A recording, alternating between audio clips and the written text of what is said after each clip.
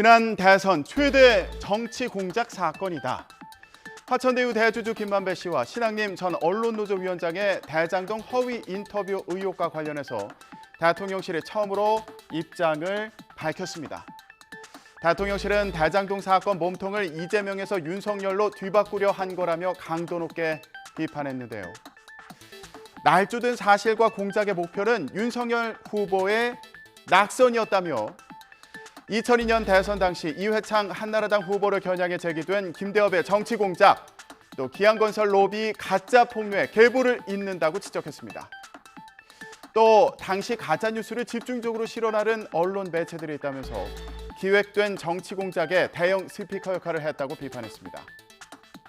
국민의힘 역시 허위 인터뷰 의혹을 제2의 드루킹 사건이라면서 대통령실의 입장에 힘을 실었는데요. 정치 공작의 배후를 밝히라고 목소리를 높였습니다. 문제는 이 거짓 인터뷰가 나오기 전부터 이미 당시 이재명 후보가 부산저축은행 사건을 들먹이며 윤석열 대장동 몸통설을 주장하고 이슈화 시키려 했다는 점입니다. 철저한 수사를 통해 이 정치 공작의 배후를 밝히고 공모하고 동조한 자를 밝혀내야 할 것입니다. 대선 당시에 민주당이 부산저축은행 부실대출 봐주기 수사로 민간업자들이 종잣돈을 마련해 대장동 4억 건을 따낼 수 있었다며 대장동 몸통은 윤석열이라고 주장한 걸 겨냥한 것으로 보입니다. 결국 공세는 당시 민주당 대선 후보였던 이재명 대표로 향할 것으로 예상되는데요. 이 대표의 직접적인 반응은 없었습니다. 이 대표는 다만 군부 독재의 군홧발이 사라진 자리를 검사 독재의 서슬퍼런 칼날이 대신하고 있다며 현 정부 비판을 이어갔고요. 당 일부에서는 사실관계를 따져봐야 한다며 신중한 입장을 보였습니다. 진짜 뭔가 어떤 기획된 허위 보도가 갑자기 이제 전환되는 듯한 느낌이잖아요. 그래서 이 부분 좀 더 살펴봐야 될 것 같고요. 네.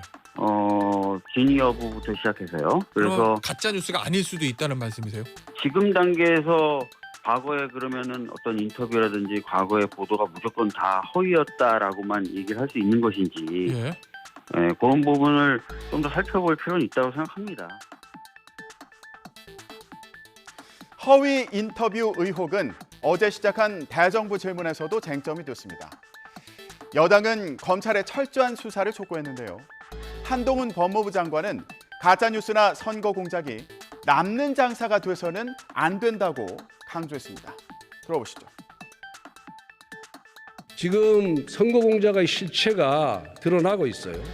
자유민주주의를 파괴하는 이런 공작에 대해서 법무부 장관으로서 입장이 뭔지 한번 말씀해 주시기 바랍니다. 선거 공작이 실제로 있었으면 중대범죄고요. 그 부분을 잘 밝혀서 가부 여부를 잘 검찰이 판단해서 엄정하게 책임을 물을 거라고 생각합니다. 이 사안 자체로 제가 말씀드릴 건 아닙니다만 이런 어떤 가짜뉴스 유포라든가 선거 공작 같은 것이 흐지부지 제대로 처벌받지 않고 넘어가니까 정치 경제적으로 남는 장사가 되고 반복되는 거라고 생각합니다. 반드시 투명하게 수사해서 엄정하게 책임을 검찰이 물을 거라고 생각합니다. 허위 인터뷰 의혹과 관련해 국민의힘은 언론사들과 포털의 책임도 강조했습니다. 특히 인터뷰를 최초 보도한 뉴스타파의 폐업까지 검토해야 한다고 주장했습니다. 이런 가짜 뉴스 숙주, 뉴스타파를 버젓이 포털 네이버의 최상단인 컨텐츠 제휴 CP라고 합니다.를 해주어서 대선 여론 조작을 할 수 있게끔 한 책임은 네이버에도 있다고 봅니다. 이 사건은 천지가 경악할 만한 가짜뉴스 대선 공작입니다. 뉴스타파는 언론사가 아니라 가짜뉴스 숙주로 전락했으므로 폐업 등 강력한 조치도 사실 검토돼야 된다 봅니다. 그리고 관련되는 MBC, KBS, JTBC 등도 조사 결과에 따라서 책임을 져야 한다고 생각합니다. 어떻게 생각하세요? 검찰이 그런 부분까지 감안해서 지금 충실하게 수사 중이고 진실이 규명되고 책임을 물을 거라고 생각합니다.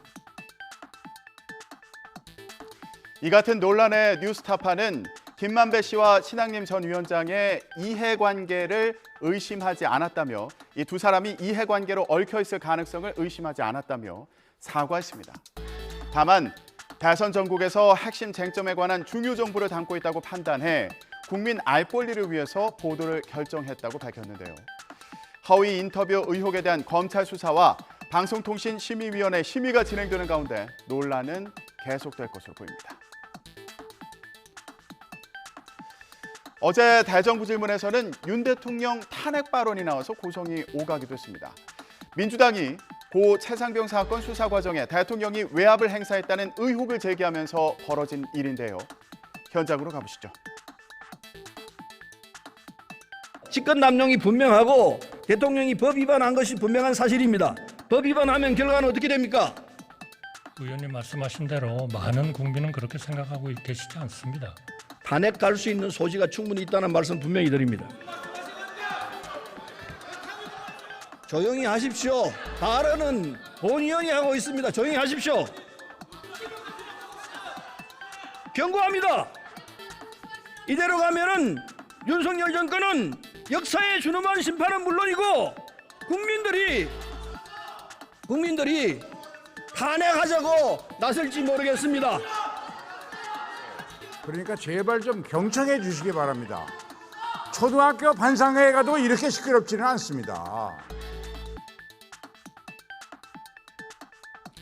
국민의힘은 탄핵 발언을 즉각 취소하고 국민 앞에 사과하라고 촉구했는데요. 민주당의 조작과 선동 끝에는 늘 탄핵이 있다며 그것이 민주당이 살아가는 방식이라고 비판했습니다. 대정부 질문에서는 홍범도 장군 흉상 이전 문제도 도마에 올랐고요. 민주당에서는 최근 윤 대통령이 이념을 강조한 것도 지적했는데요.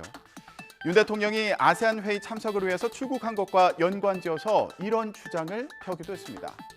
아세안 회원국 베트남이 공산주의 국가인 걸 지적한 건데요. 베트남 국가 지도자들은 공산당원입니까 아닙니까? 저는 공산당원으로 알고 있습니다. 그러시죠. 베트남 국부로 초청받는 호치민 주석은 공산당원이었겠죠? 네, 물론이죠. 총리님, 이념이 가장 중요하다는 대통령이 왜 그런 지도자를 만난다고 생각합니까?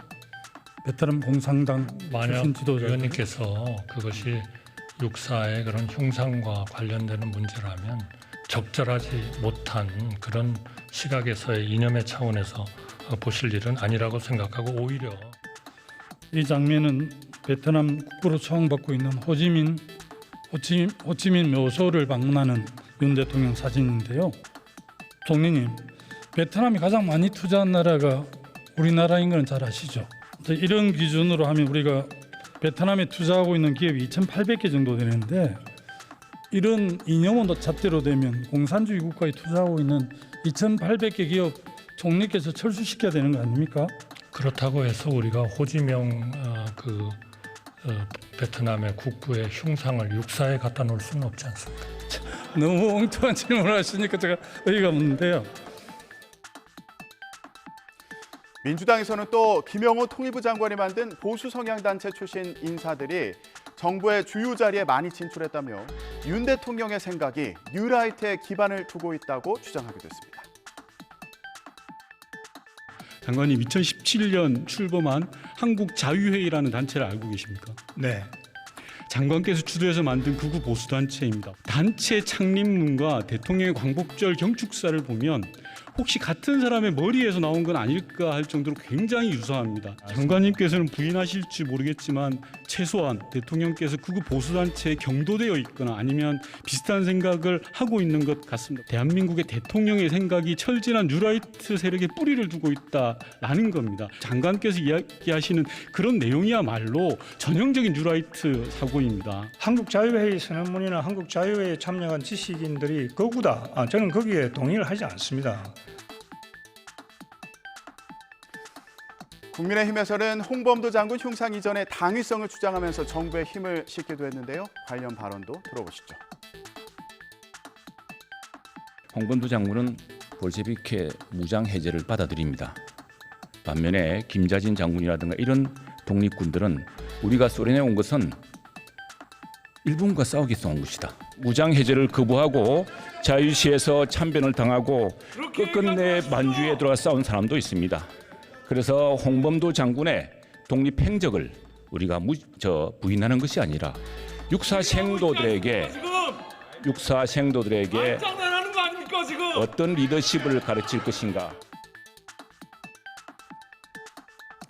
국회는 어제 정치 분야에 이어서 오늘은 외교 통일 안보 분야 대정부 질문을 진행합니다. 최상병 수사 외압 의혹과 일본 원전 오염수 방류 문제, 또 대북 정책 등을 놓고 여야가 신경전을 이어갈 것으로 보이는데요. 오늘 상황도 함께 지켜보시죠. 지금까지 전국 브리핑이었습니다.